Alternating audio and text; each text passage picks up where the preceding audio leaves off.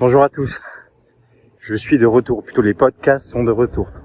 Je profite de ma présence à Paris, du fait que je marche pas mal en ce moment pour reprendre les podcasts que j'avais un peu abandonnés, je le reconnais volontiers, parce que j'étais pris sur d'autres choses, parce que j'ai créé du contenu différent, notamment sur Instagram, où j'ai pas mal communiqué en story, et je m'étais pas forcé par mail aussi, bien sûr, où je produis pas mal aussi, et donc je m'étais un peu éloigné de ce format des podcasts, mais qui me manquait un peu, et c'est pour ça que je tenais à revenir dessus, et je vais profiter là de ma présence à Paris sur les 15 jours qui viennent pour en faire quelques-uns. Aujourd'hui, je voudrais vous parler d'un sujet relatif à la trésorerie, plus particulièrement la trésorerie personnelle. Je vais vous expliquer pourquoi je n'ai jamais d'argent sur mon compte en banque. Et quand je vous dis jamais d'argent sur mon compte en banque, c'est vraiment la réalité. C'est-à-dire que j'ai jamais plus de 1000 euros. J'ai toujours quelques centaines d'euros, grand maximum, sur mon compte bancaire. Alors vous allez me dire, c'est fou parce que t'es quand même avancé dans l'investissement, t'as un gros patrimoine, tu gagnes de l'argent, etc. Oui, c'est vrai. Je gagne bien ma vie. J'ai un gros patrimoine. J'ai beaucoup investi, donc j'ai beaucoup de revenus locatifs, mais pour autant je n'ai jamais d'argent sur mon compte bancaire, quelques centaines d'euros maximum. Je suis jamais à découvert pour autant, parce qu'il faut pas être à découvert, je vais vous expliquer pourquoi, mais je n'ai jamais plus de quelques centaines d'euros sur mon compte courant personnel. Alors d'abord, pourquoi il faut jamais être à découvert? Avant de vous dire pourquoi j'ai jamais d'argent sur mon compte, pourquoi faut être à découvert? Faut pas être à découvert, pardon. Faut pas être à découvert tout simplement parce que ça flingue un dossier bancaire. Un banquier qui regarde votre dossier et qui voit que vous êtes régulièrement à découvert, ou en tout cas à découvert sur un des 3 derniers mois qu'il étudie, il y a beaucoup de chances pour que, comme on le dit dans le jargon, désolé pour le bruit, mais à Paris c'est toujours effervescent, il y a beaucoup de chances pour que votre dossier soit striké, comme on le dit dans le jargon, soit mis en bas de la pile. Parce que les banquiers détestent les découverts. Ils pensent souvent à juste titre que les découverts sont la conséquence d'une mauvaise gestion, qui a pas forcément un caractère raisonnable à certaines dépenses, et que donc ce dossier ne mérite pas d'être étudié ou mérite tout simplement d'être jeté à la poubelle. Donc si vous voulez investir dans l'immobilier, à court, moyen ou long terme, il faut bien évidemment, surtout à court terme, il faut surtout faire attention à ne pas avoir de découvert, notamment sur les 3 derniers relevés bancaires personnels. Alors pourquoi moi, et c'est ça le fond du sujet, le fond du podcast, pourquoi moi j'ai jamais d'argent sur mon compte bancaire? Pour 3 raisons. D'abord parce que j'en ai pas forcément besoin. Pourquoi? Parce que je passe énormément de dépenses sur mes sociétés respectives. Je vais prendre un exemple très simple. J'ai un véhicule que j'ai acheté en leasing. J'en avais parlé d'ailleurs, j'avais fait un podcast dessus il y a à peu près 1 an, puisque j'ai mon véhicule depuis 1 an. J'en avais fait l'acquisition plutôt. J'avais commencé à en bénéficier à partir de juillet 2022. Donc j'ai dû faire un podcast à ce sujet en juillet 2022 pour ceux qui ont le courage de remonter dans le fil Telegram. Et donc voilà, ce véhicule, j'ai à peu près 1300 euros de mensualité sur mon leasing, sur mon LOA, location avec option d'achat. Et ces 1300 euros, c'est 1300 euros que je sors pas en perso. Donc déjà, ça fait une énorme différence. Ça permet de pas avoir de besoin de trésorerie important en perso pour ce véhicule. Ensuite,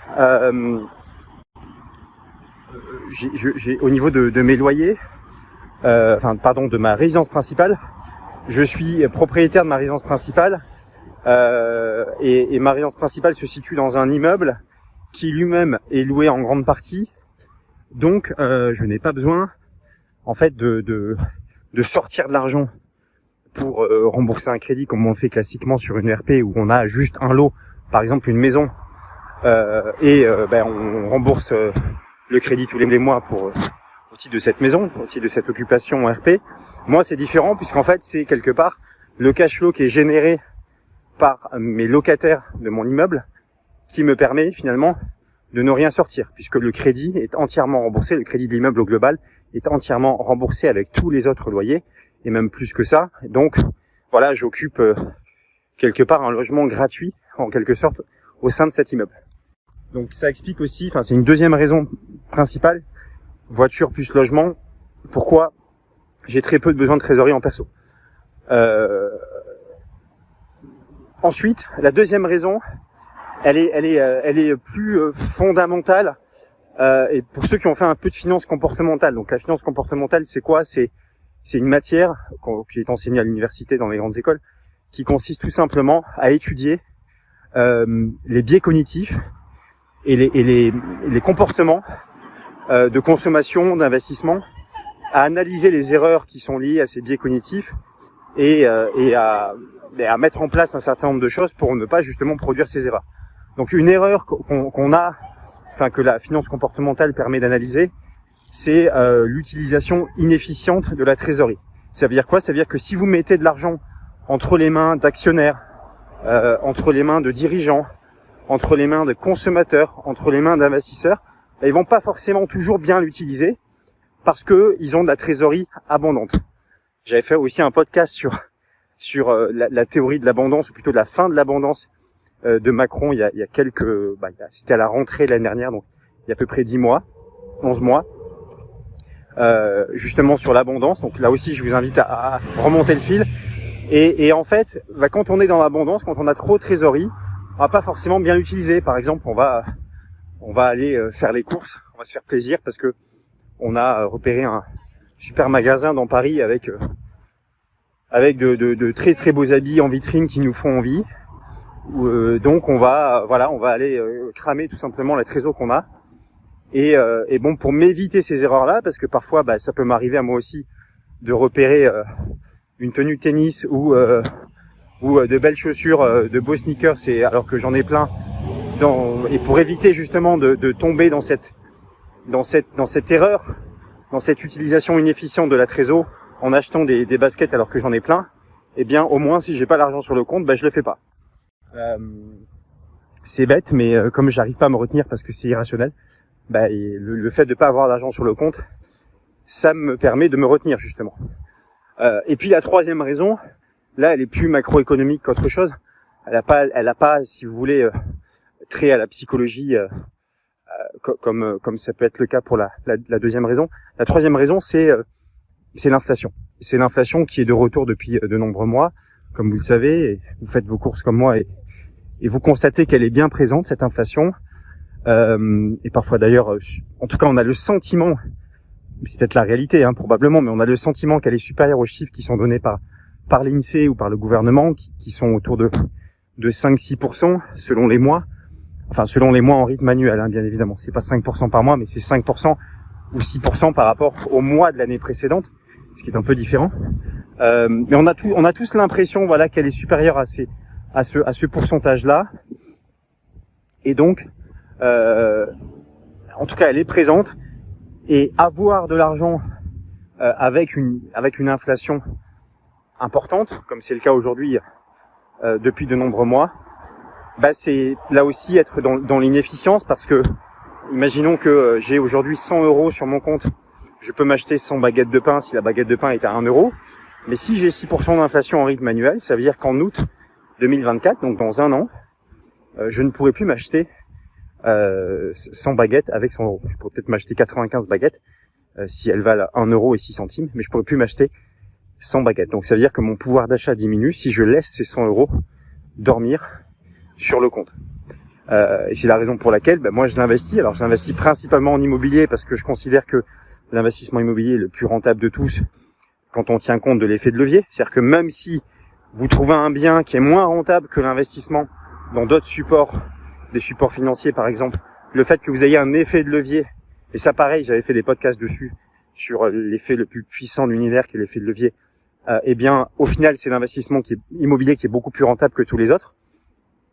Donc là aussi je vous invite à remonter le fil du Telegram pour écouter ce podcast là qui est probablement d'ailleurs le plus important de tous.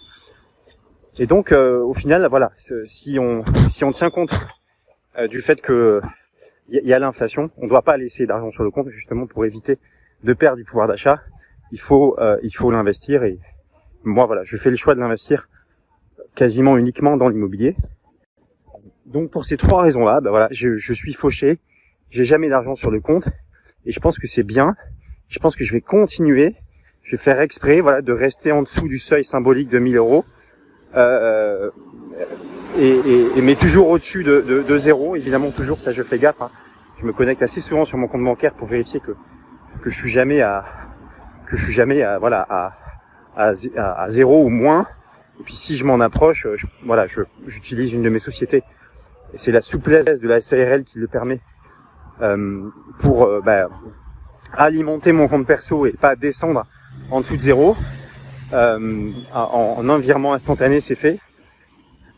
Et donc, voilà, en étant dans cet intervalle-là, je pense que pour les 3 raisons que j'ai évoquées, je suis dans le bon chemin, et j'espère y rester le plus longtemps possible.